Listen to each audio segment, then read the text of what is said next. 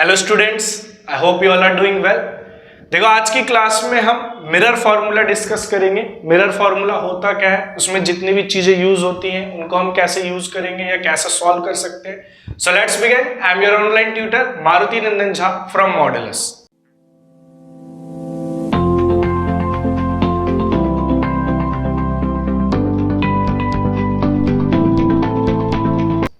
देखो mirror formula की बात करें तो ये मिरर फॉर्मूला हमारा, चाहे वो प्लेन मिरर हो, चाहे वो कॉनकेव मिरर हो, चाहे वो कॉन्वेक्स मिरर हो, कोई सा भी मिरर हो, तीनों के लिए फॉलो करता है।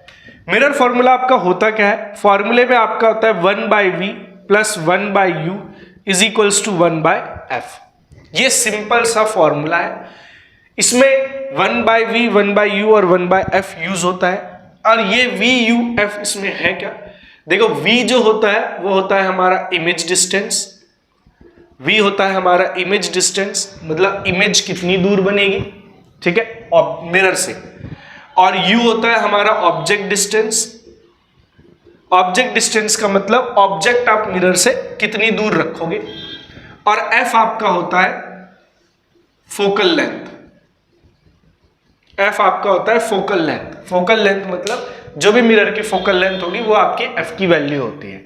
ये तीन चीज इसमें होती है। अगर इसमें से आपको कोई दो चीज भी पता है तो आप तीसरी चीज को कैलकुलेट कर सकते हो। क्लियर है? अगर आपको इसमें से कोई दो चीज भी पता है तो आप तीसरी चीज को कैलकुलेट कर सकते हो। इसमें बस कैलकुलेशन करते टाइम आप एक बात को जरूर ध्यान रखना, कि u आपका हमेशा नेगेटिव होगा।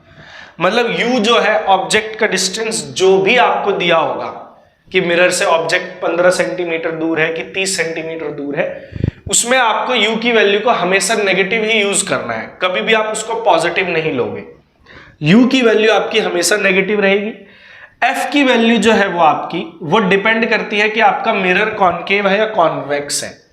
अगर कॉनकेव है तो f आपका नेगेटिव रहता है, ठीक है। अगर कॉनकेव मिरर क्वेश्चन में दिया हुआ है तो f की वैल्यू आप नेगेटिव लोगे। और अगर आपको कॉन्वेक्स मिरर दिया हुआ है तो आप f की वैल्यू को पॉजिटिव लोगे, ठीक है। अगर आपको कॉनकेव मिरर दिया है तो f की वैल्यू को नेगेटिव लोगे। अगर कॉन्वेक्स दिया है तो f की वैल्यू को पॉजिटिव लोगे। क्लियर? और मान लो आपको अगर v की वैल्यू से आप नेचर बता सकते हो। अगर v की वैल्यू आपकी नेगेटिव आती है, अगर v की वैल्यू आपकी नेगेटिव आती है, v की वैल्यू आपकी माइनस में आती है, तो इमेज का जो नेचर होगा, नेचर ऑफ इमेज, वो आपका होता है रियल और इन्वर्टेड,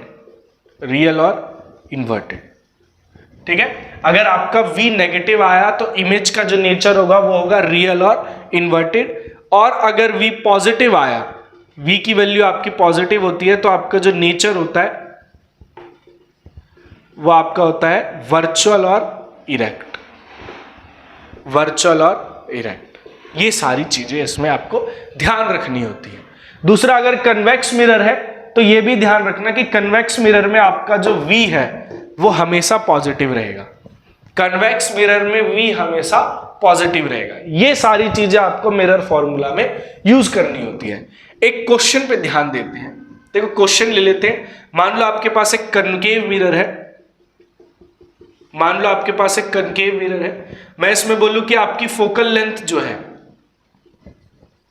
मैं आपकी बोलूं कि फोकल लेंथ इसमें आपकी f की वैल्यू जो है वो 15 सेंटीमीटर है। f की वैल्यू आपकी 15 सेंटीमीटर है। f 15 सेंटीमीटर है कनकेव में। और ऑब्जेक्ट को मैंने इससे, ये ऑब्जेक्ट है मेरा, तो ये डिस्टेंस होगा u। ऑब्जेक्ट को मैंने ले लिया आपका, मान लो 25 सेंटीमीटर ले लिया, 25 सेंटीमीटर दूर मैंने ऑब्जेक्ट ले लिया, या 20 सेंटीमीटर दूर ले लो, इजी पड़ेगा आपको थोड़ा। u मैंने आपको 20 सेंटीमीटर दूर दे दिया कि मैंने ऑब्जेक्ट जो है वो 20 सेंटीमीटर दूर लेना है मिरर से। तो आपसे पूछा जाएगा इमेज कितनी दूर बनेगी मिरर से। ये फोकल लेंथ दे दी, ये ऑब्जेक्ट डिस्टेंस दे दिया। अब आपसे पूछा जाएगा बताओ इमेज कहां पर बनेगी, कितनी दूर बनेगी मिरर से। तो अब आपको देखो ध्यान देना है, कनकेव मिरर है तो फोकल लेंथ क्या होगा, कनकेव मिरर में एफ क्या होता है, नेगेटिव। तो आपको बेशक से यहां पॉजिटिव दिया है, पर आपको साइन उस पर क्या लेना है, नेगेटिव लेना है। यहां पर u दिया हुआ है, और u तो हमेशा ही नेगेटिव लेना है, चाहे कोई सा मिरर हो। u तो आप पॉजिटिव ले ही नहीं सकते, u की वैल्यू हमेशा नेगेटिव होगी। अब v निकालना है, तो भाई मेरे को मिरर फॉर्मूला पता है, 1/v plus 1/u is equals to 1/f होता है। 1/v plus 1/u is equals to 1/f होता है। इसको इधर सॉल्व कर लेते हैं। किसी ने नोट नहीं किया होगा तो थोड़ा बैक जाके अपना नोट कर लेना, स्क्रीनशॉट ले लेना, जो भी करोगे जिस हिसाब से आपको नोट्स बनाने हैं। अब यहां पर देखो, v की वैल्यू मेरे को नहीं पता, u की वैल्यू कितनी दी हुई है, -20 दी हुई है, और f की वैल्यू कितनी दी हुई है, 15, -15। तो जो वैल्यू दी थी मैंने उसकी जगह उस वैल्यू को पुट कर दिया। अब देखो ये प्लस माइनस क्या हो जाएगा, प्लस माइनस इधर माइनस हो जाएगा, ये -1/15 हो जाएगा, माइनस को हम ऊपर लिख देंगे। अब ये इधर माइनस है, इसकी वैल्यू हमें निकालनी, तो इसको इधर अकेला छोड़ देंगे, इसको इधर भेज देंगे। ये अगर इधर माइनस है तो इधर आके क्या हो जाएगा, इधर आके वो प्लस हो जाएगा। तो अब यहां पर देखो, यहां पर इन दोनों को सॉल्व करने के लिए आपको एलसीएम लेना पड़ेगा। 15 और 20 का एलसीएम मुझे पता है 60 होगा, 15 और 20 का एलसीएम 60 आता है। 15 के टेबल में 60 कितने पे आएगा, तो भाई 15 के टेबल में 60 आएगा 4 पे, तो यहाँ माइनस था तो -4 लिख देंगे। प्लस 20 के टेबल में 60 कितने पे आता है, 3 पे, तो यहाँ पर देखो -4 + 3 -1/60 हो जाएगा। ठीक है, ये 1/v की वैल्यू आई है, हमें वैल्यू किसकी चाहिए, v की, तो इसका रेसिप्रोकल कर दो, इधर भी और इधर भी।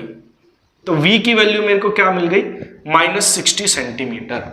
तो देखो दो वैल्यू मेरे को दी हुई थी, तीसरी वैल्यू बतानी थी कि इमेज कहां बनेगा। तो अगर मैं ऑब्जेक्ट को 20 सेंटीमीटर पे रखता हूं तो मेरी इमेज कहां पे बनेगी, मिरर से 60 सेंटीमीटर दूर बनेगी। क्लियर है, अगर मैं ऑब्जेक्ट को 20 सेंटीमीटर पे रखता हूं तो मेरी जो इमेज होगी वो मिरर से 60 सेंटीमीटर 60 सेंटीमीटर की दूरी पे बनेगी। तो इस तरीके से आपको क्वेश्चन में चाहे आपको वो दे दे, फोकल लेंथ दे दे, ऑब्जेक्ट डिस्टेंस दे दे, या फोकल लेंथ इमेज डिस्टेंस दे दे, या ऑब्जेक्ट और इमेज का डिस्टेंस दे दे, कोई भी तीसरी चीज आपसे पूछा जाए तो आप इस क्वेश्चन मतलब इस फॉर्मूले से सॉल्व करके उसकी वैल्यू को निकाल सकते हो। तो प्रैक्टिस के लिए आप इसको एनसीईआरटी के एक बार एक्सरसाइज में से क्वेश्चंस देख लेना, आपको पीछे मिरर के क्वेश्चंस मिल जाएंगे। चैप्टर 10 होगा क्लास 10th का, क्लास 10th का चैप्टर 10 एक बार आप देख लेना। क्लास 10th का चैप्टर 10 साइंस में अगर आप देखोगे तो उसमें आपको इसके बहुत सारे क्वेश्चंस मिल जाएंगे, उसको आप प्रैक्टिस करो और फिर बताओ कहाँ पे आपको डाउट आता है या कोई साइन रखने में मुश्किल होती है, कहीं पे भी जो भी चीज़ आपको दिक्कत आती है आप कमेंट बॉक्स में एक बार टाइप कर देना। हम कोशिश करेंगे कि उसको नेक्स्ट क्लास में आपको और अच्छे से समझा सकें। मिलते हैं हम अपनी नेक्स्ट क्लास में।